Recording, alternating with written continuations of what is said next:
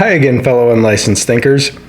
Today I want to talk about something that I have brought up a few times in my videos, and I'm going to do it again because this is very near and dear to me, and I feel like it's something really important to understand. And so each time I've brought it up, I try to view it from a different perspective.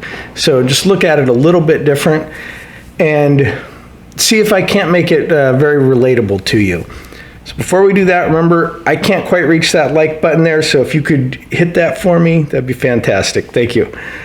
And so this topic is that anything that seems bad in your life is actually a compliment. It's your inner being talking to you and saying, I deserve better, I deserve more. So you can actually learn to appreciate negative things in your life because they are giving you a compliment. They are telling you that you deserve more, that you've evolved to see that you deserve more, that you can have more, that what is or what was isn't up to what your new standards are.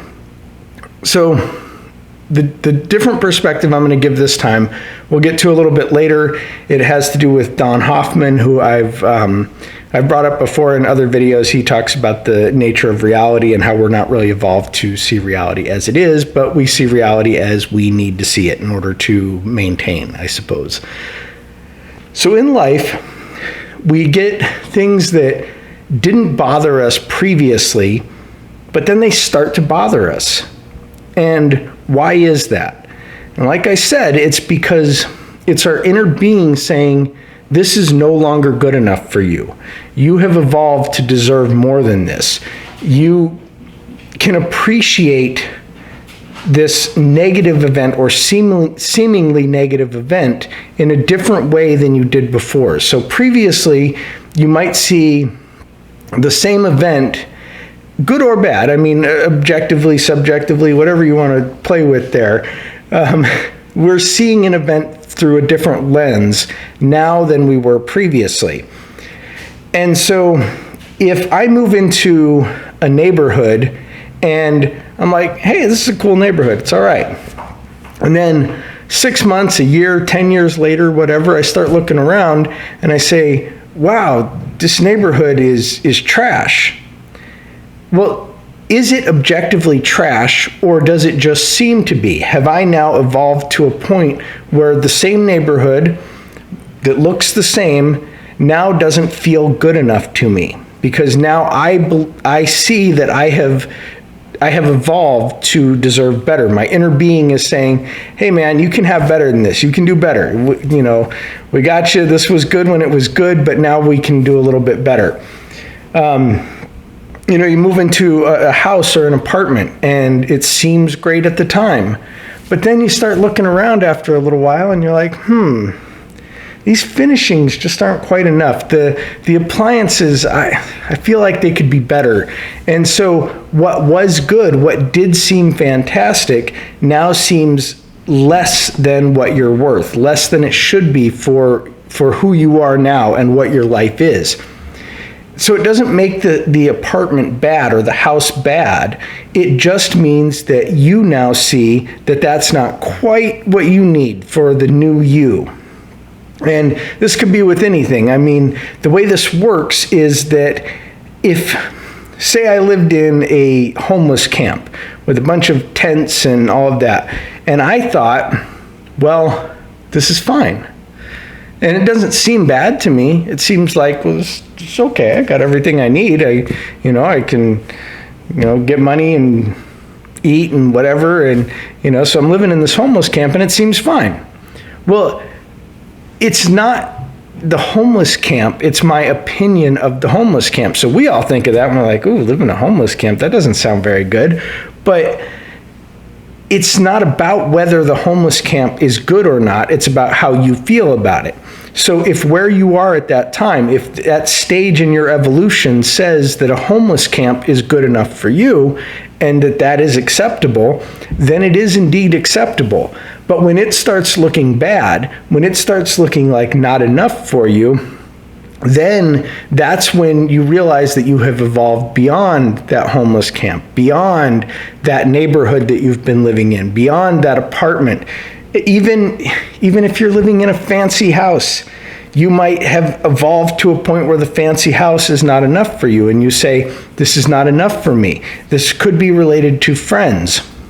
You could have friends that you were hanging out with when you were in a different place, and those friends at that time seemed good enough. They seemed fine. They seemed normal. They seemed like what friends are, right? But now that you have evolved, you start seeing, oh man, that guy Joe, he's kind of a jerk. He's kind of annoying. Or this lady over here that I've been hanging out with, I don't know what's up with her, but I can't tolerate her anymore. And so these could have been great friends of yours, but you're now in a different place. And so they haven't necessarily changed. It's not like Joe became more annoying. Sorry, anybody named Joe, I'm sure you're fine. It's not like he became more annoying. He was probably always very similar to how he is now. And you're just now saying, this is not for me. This is not good enough for me. So that's your inner being saying, you have evolved beyond that friendship. You deserve a better friendship, another friendship, something that respects who you are now more than this relationship did. Like I said, it could be with anything. It could be food. You know, when I was a kid, my family, we ate Taco Bell all the time. I still love Taco Bell. But let's be honest, I've evolved to, now I like going into a nice fancy restaurant and having a nice Mexican meal as well as Taco Bell. But I have evolved. I now see that I'm not worth only Taco Bell. I am now worth Taco Bell and Azteca or Mi Cochina, whatever is in your area. And so I was going to take this to what Don Hoffman talks about. And I definitely suggest looking at Don Hoffman. The way he talks about reality is just absolutely fantastic. But one of the things that he talks about is it sounds like simulation theory when you first hear about it, but it's really not. It's entirely different than simulation theory. But he talks about being in a VR, like you have a VR headset on, so to speak, for what you see as reality. Because again, he doesn't talk about simulation theory so much as he talks about we see reality, like we are in reality, but we see that reality different than it actually is. So he describes it as, because it's the best thing that we have to describe it, is being in a VR headset. So you got the headset on, and when you turn your head one way, it renders all of the stuff in this direction. But when I turn my head back the other way, it renders that stuff, and all of this stuff over here now kind of falls apart. It stops rendering all of this stuff because it's not necessary anymore. And so that's what it's like when your life changes, when you evolve to see yourself as worth more, to be worth more. You basically stop looking in that direction in the same way. So all of this stuff behind you that's not within the field of vision of the VR it's falling apart. It's not rendering anymore. It's becoming just obsolete information. It's of no use to you anymore because you're looking this way. You're rendering the things out in front of you. Those are what are important. Those are what the computer, so to speak, is putting its energy and processing power to, is everything that is there in front of you, as opposed to all of the things that are behind you that you no longer need anymore. So as you move, as you evolve, that's what's happening, is the universe is not putting, since your focus isn't there. Remember, energy flows where attention goes. So since your focus is not on these things anymore that are behind you, but they are on the things ahead of you, the better things, the more wonderful things, the things that you deserve, the things that you can have. Your attention is there. Your attention falls away from these other things, and so they begin to fall apart. They begin to not be rendered as nicely. They don't look as good. They aren't as solid of objects. They aren't really worth your time in looking at. They're behind you. They're back there. So you're rendering all of this stuff with absolute clarity that's up in front of you because that's where you're going. So when anything seems bad in life, thank it, appreciate it, have gratitude for it. In fact, I often do that. I often pause and I say, thank you for showing me, thank you for demonstrating to me that I have evolved to be worth more and to see that I'm worth more.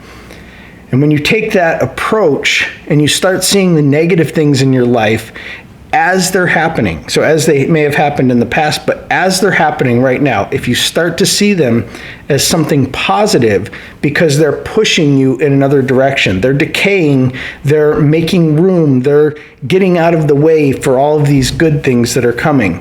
When you start to see it in that sense, you really no longer have bad events in your life. You have things that are moving you and propelling you forward and giving you an even greater sense of what you deserve. And so that just keeps building and building. So remember that. Take that moment.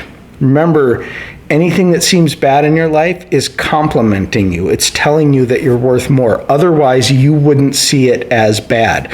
Just like the person in the homeless camp who is like, this is fine. They don't see it as bad because to them it's not. But you're not there. You're in a different place. And so you are seeing that you're worth better. This negative event is saying, hey, pay attention. You're worth more than what's happening right now at this moment. The guy who cuts you off in traffic, you're worth better than that. The spoiled food in your fridge, you're worth better than that. The time you stubbed your toe on the coffee table, you're worth better than that. That's what the negative events are telling you, is that you can have more, that you deserve more, that you are worth more. So let me know what you guys think in the comments. Be sure to hit like and share the video if you know of someone it'll help. Have a great day.